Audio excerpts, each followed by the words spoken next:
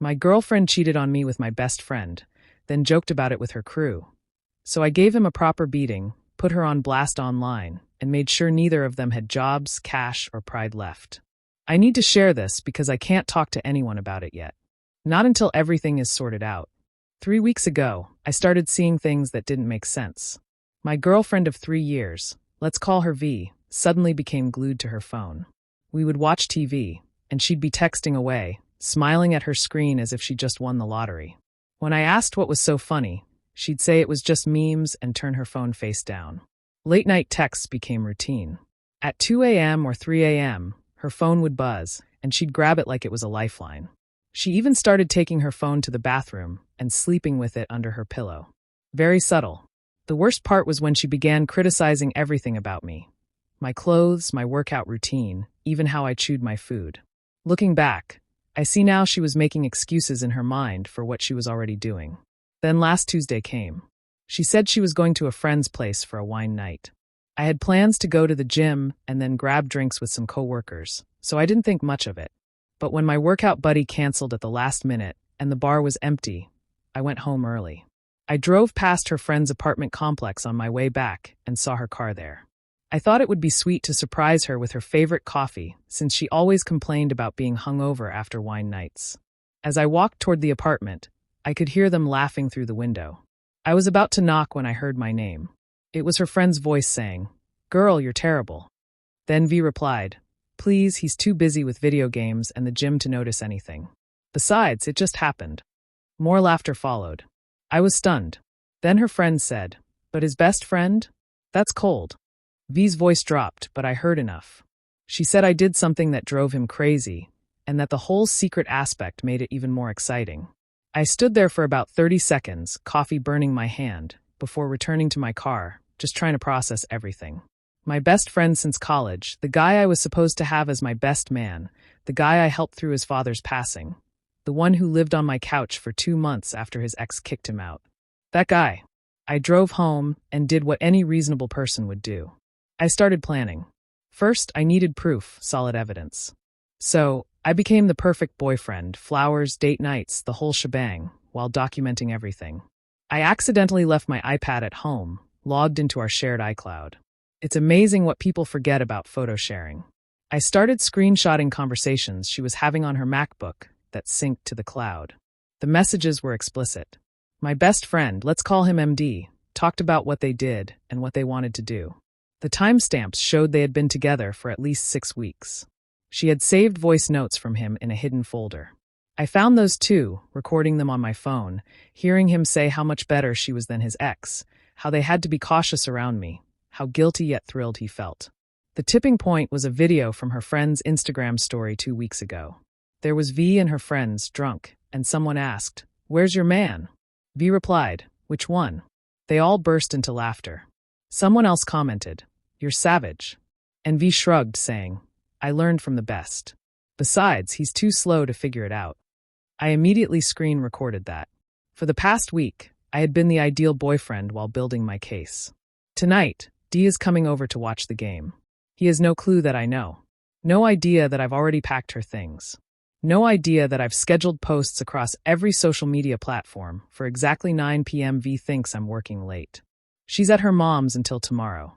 I'm not a violent person and haven't been in a fight since high school. But tonight, things are different. I'll settle the score. I'll update you all tomorrow. Wish me luck. Edit. To everyone saying I should just walk away. Forget that. They made their choices, and now they have to face the consequences. Edit 2. No, I'm not worried about legal issues. I've consulted someone and know my limits. Update 1 posted 3 months and 3 weeks ago. Wow, okay, it's been 12 hours. I'm running on no sleep and pure adrenaline, but I promised an update. First, let me address something. I saw all your comments, including the ones calling me dumb and saying violence isn't the answer. I heard you. I just didn't care. Here's what happened.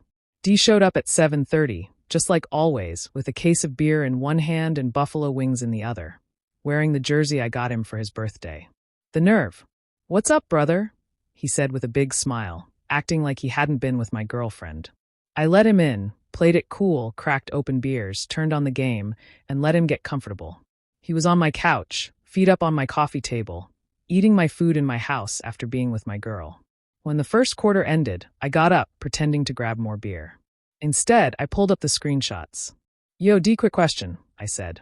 Yeah. I tossed my phone onto his lap, showing a screenshot of him telling my girlfriend what he wanted to do with her next time. His face went pale, and he dropped his beer, spilling it all over my carpet. Bro, I can explain. Explain what? I pulled up the next screenshot, where he called her his dirty little secret. He tried to stand, but I pushed him back down. Or this one, I said, playing a voice note of him saying he couldn't wait to see her tomorrow. Listen, man, it just happened. Sit down, I commanded. He complied. 6 weeks. 6 weeks of you coming here, eating my food, drinking my beer, calling me brother while you're with her behind my back. I'm sorry. You're sorry? I laughed. You're sorry? He tried to stand again, but this time I let him. I'm leaving, he said. No, you're not. You can't just walk out. That's when I hit him. A right cross, just like my boxing coach taught me. I caught him clean on the jaw, and he staggered back, tripping over the coffee table. Get up, dude. Please get up. He stood, hands raised. I don't want to fight you. You should have thought about that before you cheated with my girlfriend. He swung at me, but it was sloppy and desperate. I slipped it and hit him with a body shot that doubled him over, then a knee to the face while he was bent over. Blood exploded from his nose, and he fell again, clutching his face. You broke my nose. Good, I replied, grabbing him by his shirt and dragging him to his feet. His blood was all over my floor and my shirt. You know what's messed up? I would have taken a bullet for you, and you couldn't even keep it in your pants. He was crying now, this grown man who acts tough at the gym, with tears and blood running down his face. I'm sorry. I'm so sorry. Your girlfriend? No, his eyes widened. Please. Your job? No, your family? Please don't. I checked my phone. 8:57 p.m., 3 minutes. 3 minutes until everyone knows exactly who you are. I showed him my phone, the scheduled posts across Facebook, Instagram, Twitter, screenshots of every message and picture they sent to each other, tagging both of them, their families, their jobs, even the gym where he worked as a trainer. You can't. He lunged for my phone, but I sidestepped and hit him with another right hand. He went down and stayed down this time. At 9 p.m., my phone started blowing up. The posts were live. You just ruined my life, he wheezed from the floor. No, you ruined your life when you decided my girlfriend was worth more than our friendship. I grabbed his phone from his pocket. 37 notifications already. Your girl's calling. I showed him the screen. Want me to answer? Tell her you're busy bleeding on my floor because you couldn't stop cheating. He just lay there defeated. Get out of my house. He struggled to his feet, one hand on his nose, stumbling toward the door. D, I called. He turned. If I ever see you again, I'll finish what I started. And next time, I won't stop when you're still breathing. He left. I locked the door and assessed the damage. Blood on my carpet, my shirt, my knuckles, coffee table wrecked, beer everywhere. My phone was going off with notifications. V was calling repeatedly. I declined all her calls and opened her messages. What the heck did you do? Take it down now. My mom saw it. My boss just texted me. Please answer. I'm coming over. I texted back once. Don't. Your stuff is in boxes by the door. Come get it tomorrow while I'm at work. Leave your key. Then I blocked her number. The comments on the posts were flooding in. Her family members were shocked and disappointed. His girlfriend was losing it in the comments. Their co-workers were watching the drama unfold in real time. But the best notification was an email from the gym where D worked. This message is to inform you that effective immediately, your membership has been terminated due to the violent altercation involving our employee. He has also been suspended pending investigation into the posted allegations. I forwarded it to him with one word: karma. Then I turned off my phone, grabbed a bottle of whiskey, and sat in my wrecked living room. I wanted everything and lost it all at the same time. Tomorrow, I'd deal with the aftermath. Tonight, I drink. Edit. Before you judge me for being violent, I know it wasn't my proudest moment, but after 3 years of loyalty, building a life with someone, and calling someone brother, sometimes a man snaps. I'm not apologizing for defending my dignity. Edit 2. V's stuff is already packed. 6 boxes. 3 years fit in 6 boxes. How's that for perspective? Edit 3. Yes, I have cameras in my house. Yes, they show him swinging first. Yes, I've already saved the footage.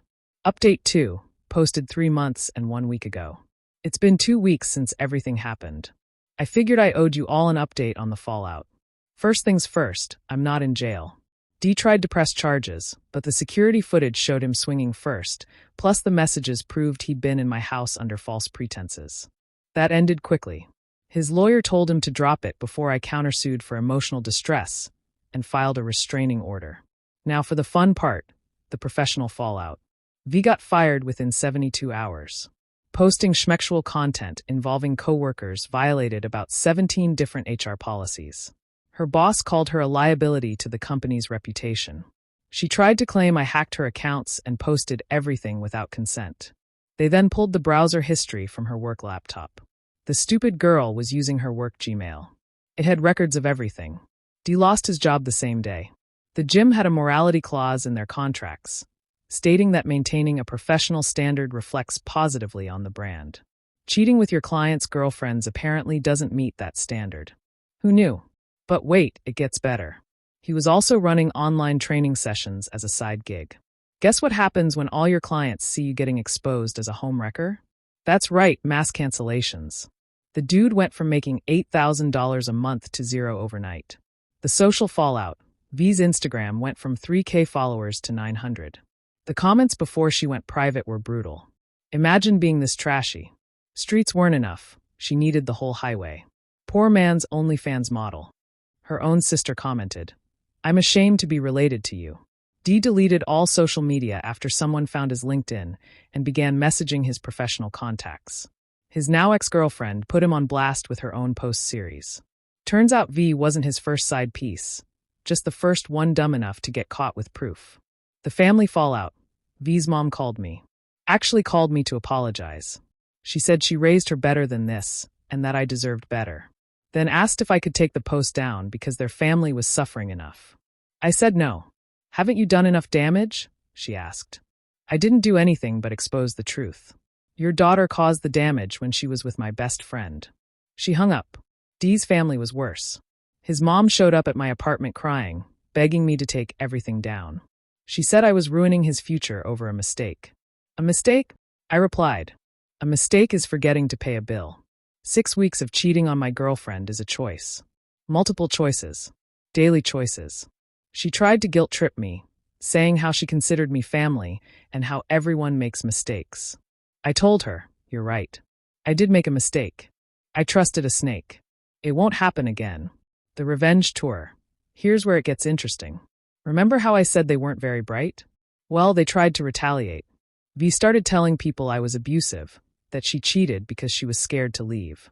The problem is I kept every text where she begged me to take her on trips, buy her things, and told me how amazing I was. I posted those with the caption, "Weird way to talk to your abuser." D tried to turn the tables, claiming I set him up and that V seduced him when he was vulnerable.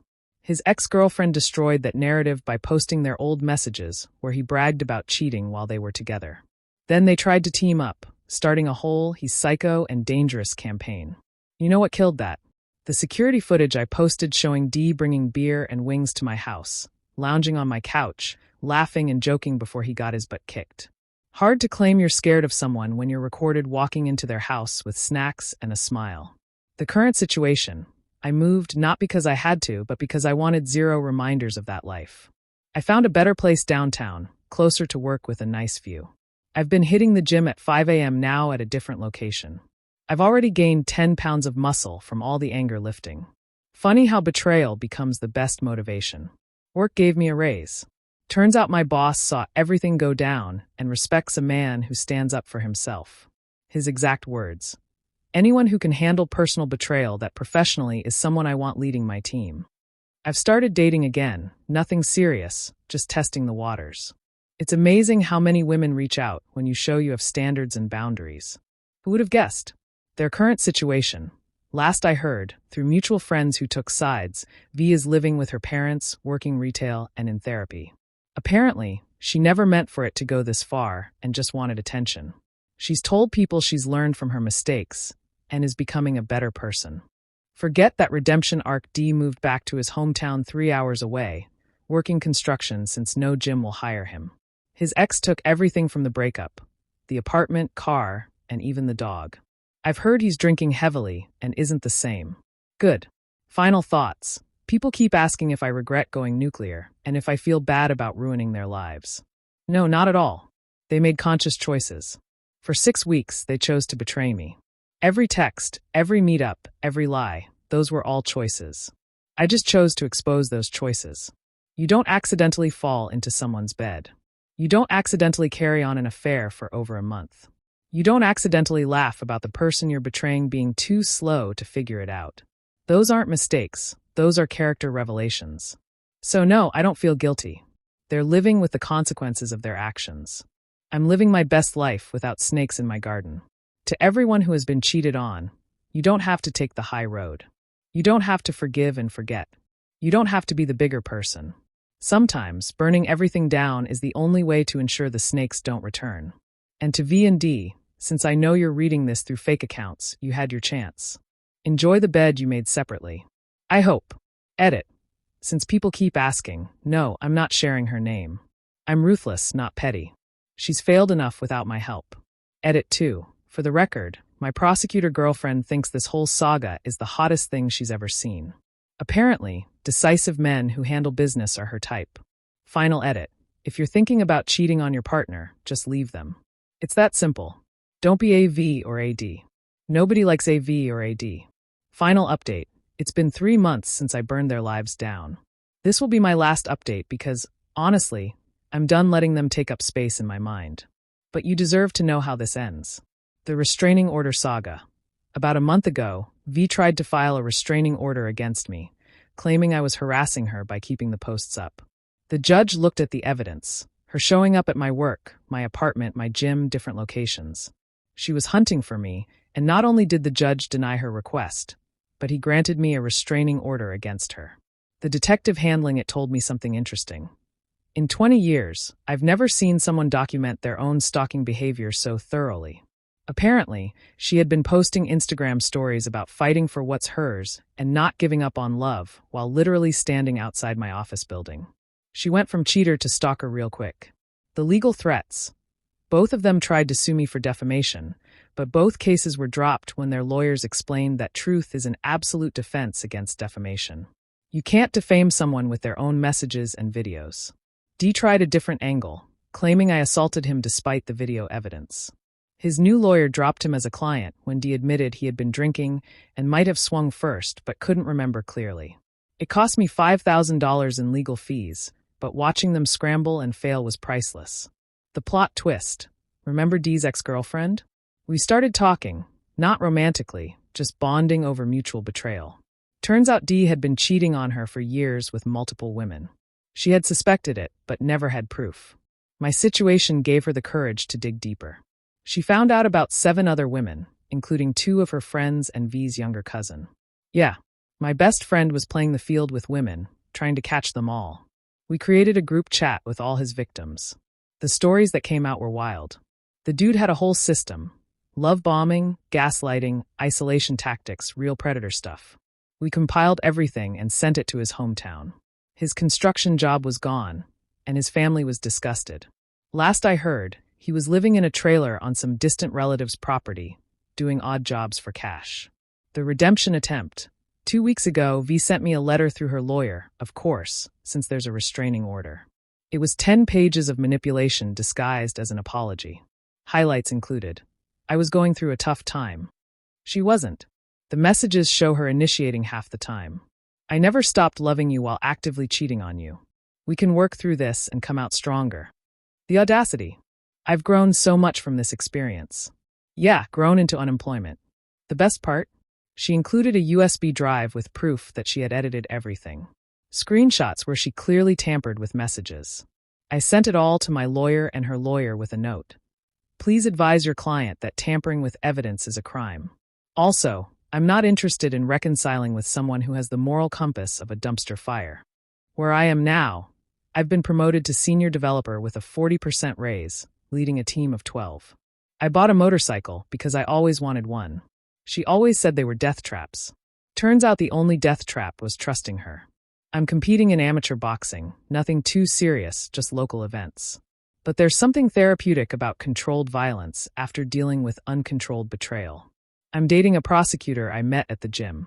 She read all the legal documents from my situation, and her first words were, "You handled this perfectly. Ruthless but legal. I like that. A woman after my own heart. I'm living my best life, not to spite them, though that's a bonus, but because I deserve it." Where they are now, V is still unemployed, living with her parents, and started an OnlyFans that failed miserably. Turns out Revenge P0RN survivors aren't a target demographic. She went to therapy for 2 sessions and quit because the therapist was judging her. She posted about being ready for her Phoenix moment, and then got caught trying to scam people with a fake charity GoFundMe. D has disappeared completely, deleted from social media, with no online presence. His mom sent me a last message saying he's getting help in finding God. Apparently, God was hiding at the bottom of a bottle because the last confirmed sighting was him getting kicked out of a dive bar for starting a fight he couldn't finish. The lessons: when someone shows you who they are, believe them the first time. Your gut instinct is usually right. The best revenge is a life well lived, but sometimes you need to burn the village down first. True colors always emerge under pressure. Never let anyone make you feel bad for having standards and enforcing them. To everyone who reached out, thank you for your support, or just for saying, "Forget those cheaters." This community helped me realize I wasn't crazy for going nuclear. To those who said I went too far, I respect your opinion, but you're wrong. They went too far when they betrayed me. I just made sure everyone knew about it. To the cheaters reading this, looking for sympathy, you won't find it here. You made your choices. Live with them. Final words. I'm closing this chapter not with forgiveness, because they don't deserve it, not with hatred, because they're not worth the energy, but with indifference. The opposite of love isn't hate, it's indifference. And I'm finally indifferent to their existence. They're just cautionary tales now, examples of what happens when you mistake kindness for weakness. I won, not because I destroyed them, though that was satisfying, but because I chose myself. Because I refused to be disrespected. Because I stood up and said no more. So this is goodbye. I'm moving forward, and they're stuck in the past they created. To everyone fighting their own battles with betrayal, you don't have to forgive. You don't have to forget. You just have to move forward. And sometimes moving forward means leaving scorched earth behind you. Stay strong. Stay ruthless. Stay victorious. I'm done. Edit. Since people keep asking, no, I'm not sharing her name. I'm ruthless, not petty. She's failed enough without my help. Edit 2. For the record, my prosecutor girlfriend thinks this whole saga is the hottest thing ever. Apparently, decisive men who handle business are her type.